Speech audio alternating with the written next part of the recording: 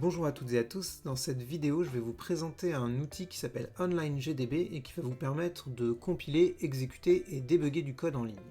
Pour accéder à l'outil, il vous suffit d'aller sur le site onlinegdb.com et vous allez avoir une interface qui ressemble un peu à celle qui est affichée sur l'écran. Donc dès que vous arrivez sur le site, vous avez un programme exemple qui permet d'afficher Hello World. Pour pouvoir compiler et exécuter ce programme-là, il suffit d'appuyer sur le bouton Run de l'interface.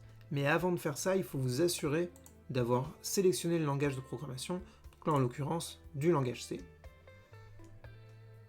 Et je peux lancer l'exécution de mon programme. Donc ça va compiler le programme qui est affiché ici et l'exécuter. La sortie du programme est affichée en bas, ici vous voyez le Hello World qui correspond au Hello World de ce printf. À partir de là, vous pouvez modifier le programme, relancer une compilation et une exécution. Si jamais je fais une erreur sur mon programme, donc imaginons là j'ai mon programme Hello World et je veux afficher une variable i. Donc je considère que i c'est un entier, je veux l'afficher en base 10, je compile mon programme et donc à la compilation là il y a eu une erreur. Donc il me marque que la compilation a échoué à cause des erreurs suivantes et il me présente un certain nombre d'erreurs. J'ai fait 2 erreurs sur mon programme.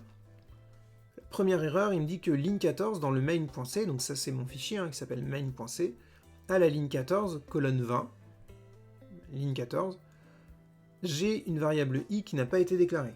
Il dit que c'est la première utilisation de cette fonction-là. Donc effectivement, j'ai ma variable i ici qui n'a pas été déclarée. Il faudrait que je la déclare avant. Il me dit aussi, à la ligne 16, qu'il attendait un point-virgule avant d'avoir le mot-clé return. Si je regarde la ligne 16, donc effectivement j'ai mon return, donc là a priori il n'y a pas de souci, mais il dit qu'avant ce mot-clé là, il s'attendait à avoir un point-virgule. Donc si je remonte, effectivement, après mon printf, j'ai oublié de mettre mon point-virgule. Donc là je vais corriger ces 2 erreurs là. Je déclare ma variable i, je lui affecte la valeur 3 et j'ai bien mis mon point-virgule. Je peux relancer la compilation et l'exécution, donc là ça m'affiche le Hello World et la valeur de i. Donc maintenant vous savez éditer le code, le compiler et l'exécuter, et si vous avez des erreurs de compilation, vous allez finir par les identifier.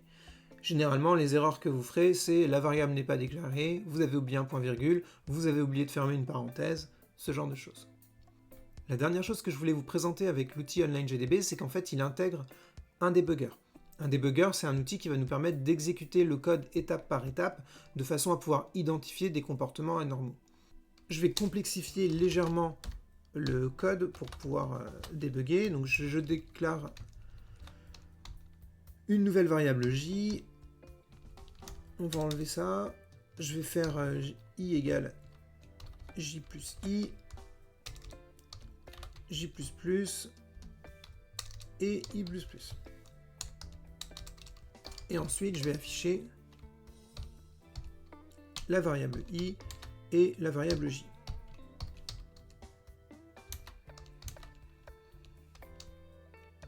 Donc là, si j'exécute ce code,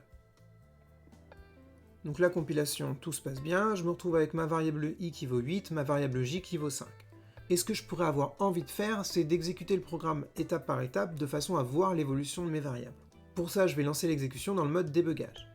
Pour se mettre en mode débugage sous OnlineGDB, il suffit de cliquer sur Debug, et vous vous retrouvez dans l'interface de débugage.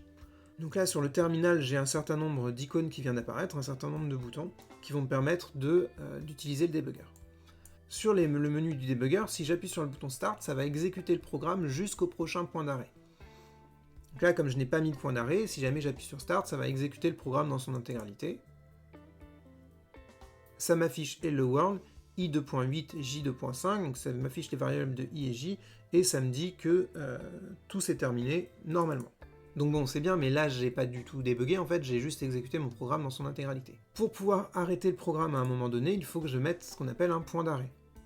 Donc là, je vais dire que ligne 13, avant d'exécuter la ligne 13, le debugger doit s'arrêter.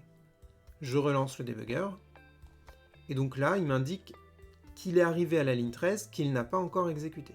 Si on s'intéresse maintenant au panneau de droite, cet affichage-là me permet d'afficher l'état et les valeurs des différentes variables.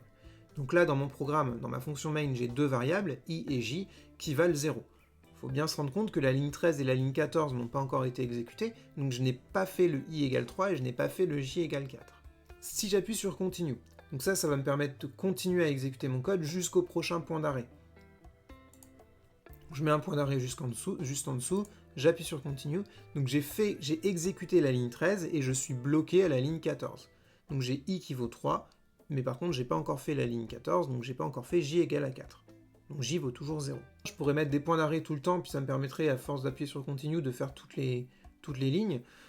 C'est juste un peu laborieux. Donc ce que vous pouvez faire, c'est utiliser plutôt le Step Over.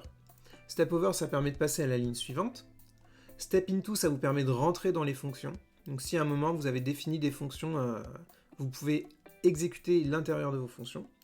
Et Step Out, c'est pour sortir d'une fonction dans laquelle vous seriez rentré avec le debugger. Là, dans l'exemple, ce qui nous intéresse, c'est le Step Over. Donc je vais passer à la ligne d'après. Donc là, j'ai exécuté ma ligne 13, j'ai exécuté ma ligne 14, et je vois bien que j'ai i qui vaut 3 et j qui vaut 4. Ensuite, je peux continuer. Là, j'exécute le printf, donc je le vois ici sur mon terminal, ça m'a affiché Hello World. Ensuite, je vais faire le i égale j plus i, donc là, i, normalement, il devrait se trouver à 7. J'ai bien i qui vaut 7. Ensuite, j'incrémente j de 1, j qui vaut 5. J'incrémente i de 1, i qui vaut 8. Donc là, j'ai fait le i++, donc i vaut 8. Ensuite, je fais mon printf, et j'ai terminé mon programme. Donc je me retrouve bien après avec l'affichage i qui vaut 8 et j qui vaut 5. Donc avec cette petite vidéo, normalement vous êtes capable d'éditer le code sur OnlineGDB, de le compiler, de comprendre vos erreurs de compilation, de l'exécuter une fois que la compilation s'est bien passée, et d'utiliser le debugger pour identifier des comportements inattendus.